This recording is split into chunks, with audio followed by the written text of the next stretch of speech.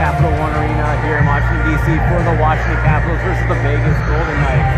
Now, it is dark in here, so I apologize for that. We had some poor planning on this one, but this is why we do this, so we can get practice in.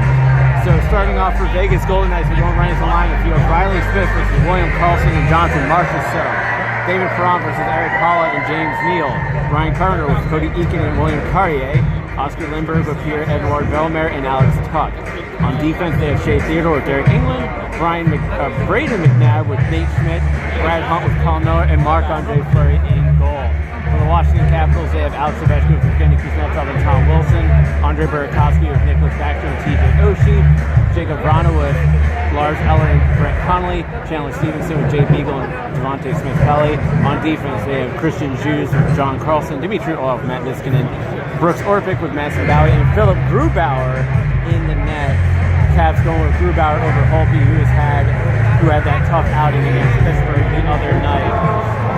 Now, for the Washington Capitals, there are 3 simple keys to the game that they have to do. Number 1, they need to get the puck in and on the net. We've been seeing lately with teams out west, like the Winnipeg Jets, these very same Vegas Golden Knights, who throw the puck into the zone, chase it, get it, and then get it on goal. And that's how they're scoring goals. That is what the Washington Capitals need to do in this game against Vegas. They need to get the puck in and get the shots on goal. Number 2, they need to stay competitive. I think the last few games they have been competitive, but they have not been competitive through the full 60 minutes of both games. In the game against the Flyers, when they came back from the All-Star break, they had letdowns, and they had a lot of letdowns. They were very sloppy in that very first period. Then going into the game against Pittsburgh, the third period, they got themselves out of the game with penalties. So they got to remain competitive. They can't let themselves get out of the game, either at the start of the game or at the end of the game. And then the third key to the game, if you can still see me, you need to have a strong start. Get the first goal. The last 9 games, the Washington Capitals have not scored the first goal. The first goal has been scored by the other team. The Capitals need to change that. They need to get the first goal. They can't start from behind again for a 10th straight game. They definitely cannot. So with that, we're going to turn it to the ice to the Washington Capitals.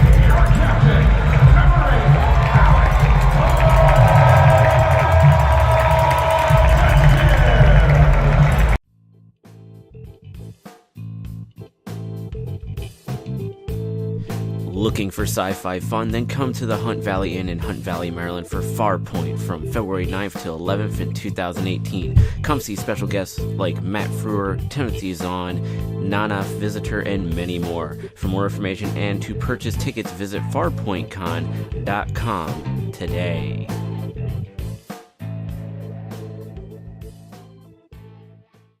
And ladies and gentlemen, boys and girls, welcome back to the Experience Hockey Talk, serious hockey talk for serious hockey fans, here live at the Capital One Center here on February 4th, 2018 for the Caps versus the Golden Knights. In the first period, at 7:22, Chandler Stevenson would score, assisted by Jay Beagle and Matt Niskanen. And then at 16:06, Ryan Carpenter would score his first career goal as a Vegas Golden Knight, assisted by Pierre-Edouard Bellemare and Nate Schmidt, thus having a tie game at 1-1. And then with 26 seconds left in the period, Braden McNabb would be called for tripping. So the Capitals will have about a minute and a half power play to start the second period. Now, for face-offs, the Vegas Golden Knights won 10 face-offs to the Capitals 4, which is not very good. The shots were 10-8 in favor of Vegas. Power plays, not applicable at this time. The Capitals are still in their first one. And for hits, the Capitals were 9 for 8 on that department. In this period, very sloppy passing by the Washington Capitals. They need to clean up their passing. Vegas is doing very good short passes, which our friend Ted Starkey noted on Twitter while watching this game. He noted that Vegas is doing a lot of short passes, which is helping them get out of the zone, out of their own zone and into the offensive zone to create breakouts. The Capitals should implement that into their game as well. Their passes have not been very clean. A lot of passes going behind players and too far up ahead of players. So it's very key for the Capitals to clean up their passing. One keynote is Jay Beagle did an amazing save to prevent a possible goal. The puck squirted through Grubauer's legs and almost crossed the line. It went onto the line and Jay Beagle stopped it. Amazing play by Jay Beagle. Great effort by him to prevent the goal. So this could have easily been a 2-1 Vegas lead going into the second period. So for the Capitals, they need to clean up the passing. They need to do much better. At the end of the game, as part of our post-game, we're going to kind of reflect a little bit about watching the Vegas Golden Knights, being how this is the first time we are seeing Vegas in person. Really big deal for that. So, and I'm just looking at the ice because it gives me something to look at besides just staring into a camera. So, definitely come second intermission, we will be, we'll have more updates on stats, how the game is going, what the Caps need to do to fix their game, and then going in, and then we'll have post game. So till then, we'll see ya.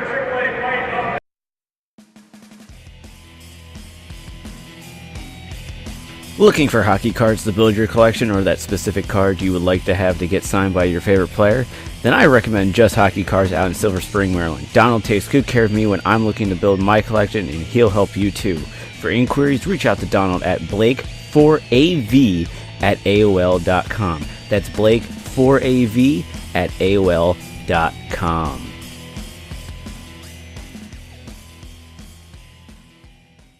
And ladies and gentlemen, boys and girls, welcome back to the Experience Hockey Talk, serious hockey talk for serious hockey fans here at the Caps game against the Vegas Golden Knights.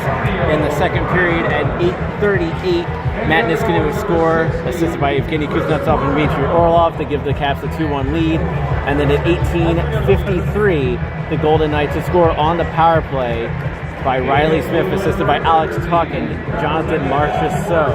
For the penalties, it was Alex Tuck, 2 minutes for interference at 11:47. And as I mentioned, Vegas scored on the power play. The penalty that the Capitals took was an 18-16, a hooking call on Brooks Orpik.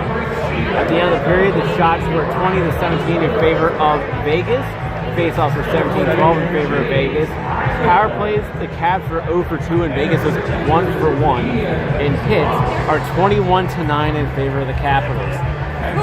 Again, the Capitals need to clean up their passing some more. They need to get a bit more urgency to shoot a bit. While they were out shooting the Vegas Golden Knights for a point, in the last 5 minutes of the period, the Vegas Golden Knights only had 3 shots on goal leading up to that. After that, the Vegas Golden Knights got 6 shots on goal. So the Capitals essentially stopped shooting on goal. The Caps need to continue to keep that pressure on the Vegas Golden Knights. They're doing a good job getting the first goal of the period, but they need to get the second goal and the third goal. You know, this literally, just like what I said on Saturday on the main show, when you're watching the Caps-Penguins game, it was a next goal win scenario. Well, 2 goals were scored. One was by Pittsburgh, one was by Washington. Then the Capitals took a penalty, and as a result, Pittsburgh scored a goal, then scored another goal immediately after. The Capitals cannot do that to themselves for this game here, especially if they want to pick up the W, especially the fact that this is an important game for the Caps, especially the fact that most games that they're going to be playing right now are 4-point games, so if they can get out of this game with 2 points, that'll help their cause when it comes down to the playoff picture that we're in right now. So I would definitely say the Capitals need to tighten up their game, do better passes. You know, we see Vegas, what they're doing, short passes, getting it all around, in and out of the zone for them. So that's what I think the Capitals definitely need to do. And of course, right now the Caps are doing something for Hockey Is for Everyone. They had the Nova Cool Caps out on the ice. I actually have a few friends who have their sons in the program. So definitely good to see Nova Cool Caps out on the ice for that. So with that, we'll be back with post-game analysis and other thoughts on today's game.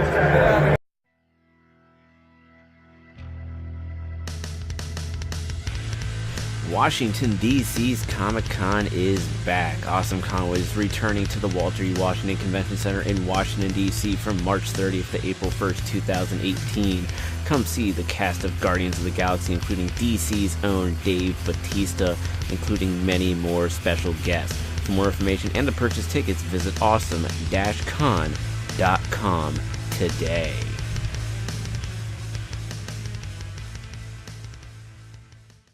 You suck. Go. And ladies and gentlemen, boys and girls, welcome back to the Experience Hockey Talk, Serious Hockey Talk for serious hockey fans. And ladies and gentlemen, it is the end of the third period, the end of the game. Going to recap real quick, 52 seconds in, Nicholas Backstrom would score, assisted by Christian Jews and Andre Burakovsky. And at 9:21, Riley Smith would score his second of the game, assisted by Jonathan Marchessault and William Karlsson. Then at 14:48, Alex Tuch would score what would eventually become the game winner, assisted by Carpenter and Bellemare, which, by the way, Barry Trotz did challenge the play for goalie interference, which, after watching the replay and clearly seeing it several times ourselves here in the arena, there was no goalie interference. Philip Grubauer actually pushed the puck into his own net. Vegas would go on to win this game 4-3. Shot for 26-19, or no, correction, face-offs for 26-19 in favor of the Vegas Golden Knights. Shots for 31-23 in favor of the Golden Knights. On the power play, Vegas was a perfect 1-for-1, where the Caps were 0-for-2, and hits for 28-15 in favor of the Capitals. Overall, this period, you did not see any urgency in the Capitals. They got that first goal 52 seconds in by Backstrom, and it seemed that they just kind of laid back. They eased off, and that was not the right approach, and it came back to bite them in the butt. At one point, they only had 4 shots in the period. They ended up with a few more because they did a massive rush at the end of the period after Grubauer got pulled. Many missed opportunities. This could have been so much better for the Caps. This could have been a good win for them, but the third period was their undoing. They need to do better. I don't have the schedule in front of me, but their next home game is this Friday against Columbus, which is a Metro Division rival, and that is a game that the Capitals have to take seriously. That is a Metro Division rival. It is not a 2-point game. It is a 4-point game. So that is massively key for the Washington Capitals. And Dixon, we are going to one more break because we're going to be joined. We're going to give him some camera time because he always contributes to the show, and that's our good friend Shaggy. So with that, we're going to go to break. We're going to have one final segment, which will not be here at the Capital One Center Arena. We'll see you right after this break.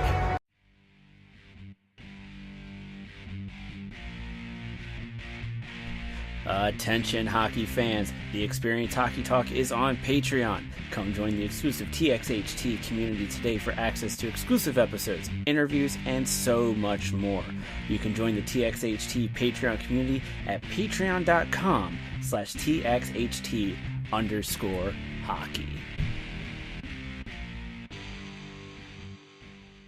And ladies and gentlemen, boys and girls, welcome back to the Experience Hockey Talk, serious hockey talk for serious hockey fans, and we are coming to you from the Capital City Brewery right down the road from the Capital One Arena. Can we just keep calling it Cap Center? It's just so much easier. Like, come on. See, I call it Verizon Center too many times, but you know, Capital One Arena is what it's now called now. Yes, but real quick, so you all know who I am. This guy right here is the guy who is always live tweeting the show. Always tweeting, always commenting in the Twitch stream. It's Shaggy. How y'all doing? And I thought it would be best to end this little bit with us two talking about the game. One thing I want to start with, before we actually talk about the game itself, is I want to talk about watching Vegas in person. It was one thing when we've been watching them on television and seeing what they do, the one late night game against the Capitals where we're trying to stay awake to watch the game because we got to go to work the next day. But watching them on TV, watching them in person, what are some of the biggest differences that you've definitely seen with Vegas? Man, they are such a speed team. Gerard Gallant has them playing really well. I mean, you didn't think too much about them. You'd think they were building for 5 years down the road, but they are playing some really inspired hockey right now. And you know, James Neal is just playing out of his mind. He's really been the leader. Jonathan Marchessault, yeah. And Riley Smith has really stepped up. Goals.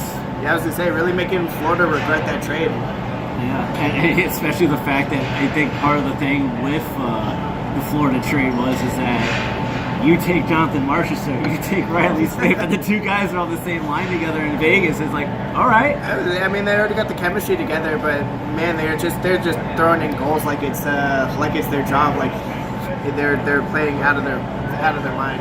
Yeah, and then you know, obviously we're coming up on the trade deadline, which we will be having a trade deadline special the day of the trade deadline.